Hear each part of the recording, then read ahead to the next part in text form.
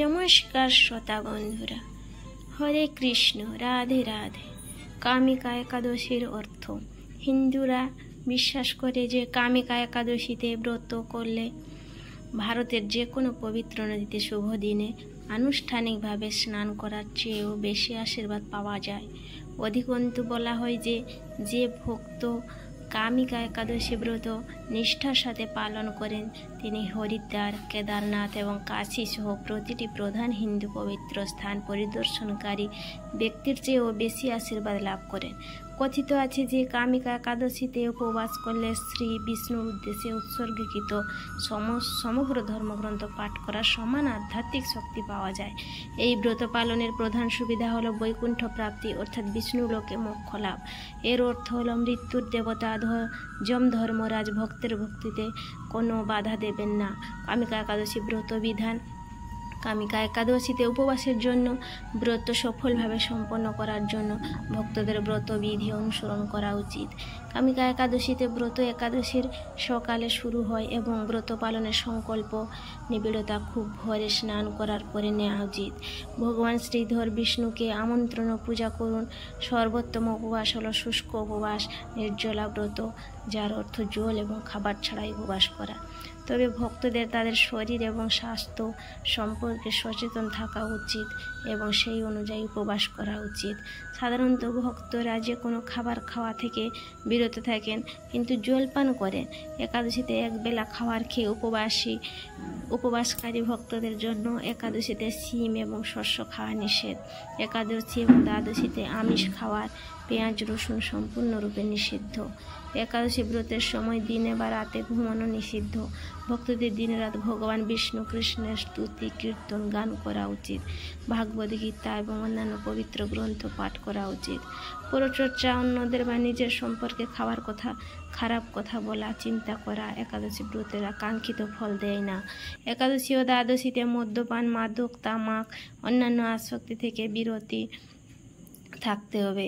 কামিকা ব্রত পালনের সর্বোত্তম ফলাফলের জন্য শান্ত থাকুন, রাগ আগ্রাসন এড়িয়ে চলুন।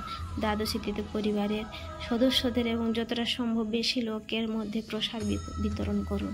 একাদশীর পরের দিন উপবাসকারী ভক্তদের অন্যের বাড়িতে খাবার খাওয়া উচিত নয়। পরের দিন সকালে ব্রাহ্মণদের দান করুন। তাদের কাছে যে কোনো অপরাধের জন্য শ্রদ্ধার সাথে ক্ষমা প্রার্থনা করুন। দরিদ্রদের দান করার পরামর্শ দেওয়া হয়, যা ভগবান বিষ্ণুর আশীর্বাদ লাভ করে। যারা কামিকা ব্রত পালন করেন তাদের উপবাস ভাঙার সময় এই প্রার্থনা করা উচিত: হে পুণ্ডরীকাক্ষ, হে পদ্মচক্ষুর প্রভু, এখন আমি খাবো, দয়া করে আমাকে আশ্রয় দিন। প্রার্থনার পর ভক্তের উচিত পরমেশ্বর ভগবান বিষ্ণুর চরণ কমলের কাছে ফুল এবং জল অর্পণ করা এবং ভগবানকে অষ্টধরে 3 বার ওং নমো নারায়ণায় মন্ত্র জপ করে খাওয়ার জন্য অনুরোধ করা। উপবাসের পুণ্য অর্জনের জন্য ভক্তকে ভগবানকে নিবেদিত জল পান করা উচিত। দ্বাদশীতে কেবল একবারই খাওয়া উচিত এবং মধু এবং উড়াল ডাল, কালো মসুর ডাল খাওয়া উচিত নয়। উপবাসরত ভক্তদের জন্য যদি কোনো অনিবার্য কারণে তারা দ্বাদশীর দিন পারণ সময় উপবাস ভাঙতে না পারেন তাহলে উপবাস ভাঙার অর্থ জলপান করার পরামর্শ দেওয়া হয়। পরে সুবিধা মতো খাওয়া যেতে পারে। কামিকা একাদশীর গুরুত্ব। শ্রাবণ মাসে কৃষ্ণ একাদশীতে ব্রহ্মার নারদ মুনির কাছে বলা বক্তব্য শ্রবণ করলে বাজপেয়ী যজ্ঞের ফল পাওয়া যায়, যাকে কামিকা বলা হয়। এই দিনে শঙ্খ, চক্র এবং গদাধারী দিয়ে ভগবান বিষ্ণুর পূজা করলে যে সুফল পাওয়া যায় তা গঙ্গা বা কাশীর মতো স্থান পরিদর্শন করলে অথবা সূর্য ও চন্দ্রগ্রহণের সময় কুরুক্ষেত্র ও কাশীতে স্নান করলে যে সুফল পাওয়া যায় তার তুলনা হয় না। শ্রাবণ মাসে দেবতার পাশাপাশি গন্ধর্ব এবং সূর্যেরও পূজা করা হয়। পাপ থেকে মুক্তি পেতে কামিকা একাদশী উপবাস করা উচিত। কামিকা একাদশীর উপবাস পালন করে একজন জীব দুর্ভাগ্যজনক জন্ম এড়াতে পারে এবং বিষ্ণুজির কাছে তুলসী দান করে সমস্ত পাপ থেকে মুক্তি পেতে পারে। উপরন্তু তুলসী দান 4 ভাঁজ রূপা, 1 ভাঁজ সোনা এবং অসংখ্য রত্ন ও মুক্তা দানের সমতুল্য। যখন কেউ তার বাড়িতে তুলসী গাছের জল দেয় তখন তার পাপ ও যন্ত্রণা ক্ষমা হয় এবং তারা পবিত্রতা লাভ করেন। পদ্মপুরাণে বর্ণিত আছে, ভগবান কৃষ্ণ যুধিষ্ঠিরকে বলেন যে রয়েছে। বিশ্বাস করা হয় যে এটি তার ভক্তদের আধ্যাত্মিক এবং পার্থিব সুবিধা প্রদান করে।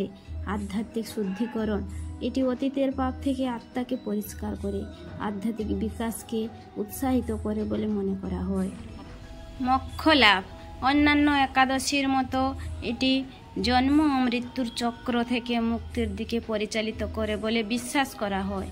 ভগবান বিষ্ণুর আশীর্বাদ, ভক্তরা উপবাস এবং উপাসনা করে ভগবান বিষ্ণুর আশীর্বাদ এবং করুণা কামনা করে।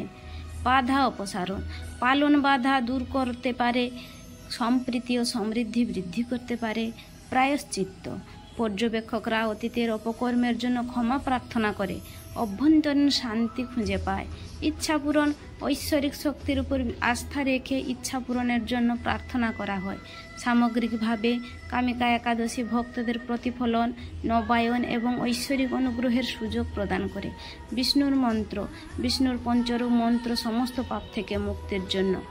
ওং আম বাসুদেবায় নমঃ, ওং আম শঙ্কর্ষণায় নমঃ, ওম আম প্রদ্যুম্নায় নমঃ, ওম আম অনিরুদ্ধায় নমঃ, ওম নারায়ণায় নমঃ, ওম হ্রিম কার্তবীর্যার্জুন নমঃ, রাজা বহু সহস্রান যস্য স্মরেণ মাত্রেণ হরতম নাশতম চ লভ্যতে। এ মাসে একাদশী তিথি শুরু হচ্ছে ২০শে জুলাই ২০২৫ দুপুর ১২টা ১২ মিনিটে। একাদশী তিথি শেষ ২১শে জুলাই ২০২৫ সকাল ৯টা ৩৮ AM। পারণ উপবাসের ভঙ্গ সময় ২২শে জুলাই সকাল ৫টা ৩ AM থেকে ৭টা ৫ AM।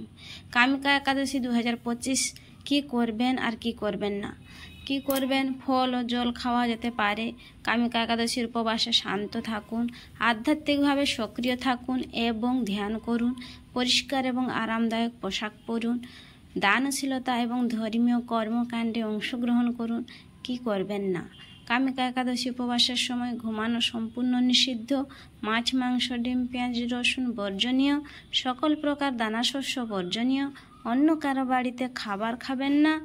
পরনিন্দা বা পরচর্চা করবেন না।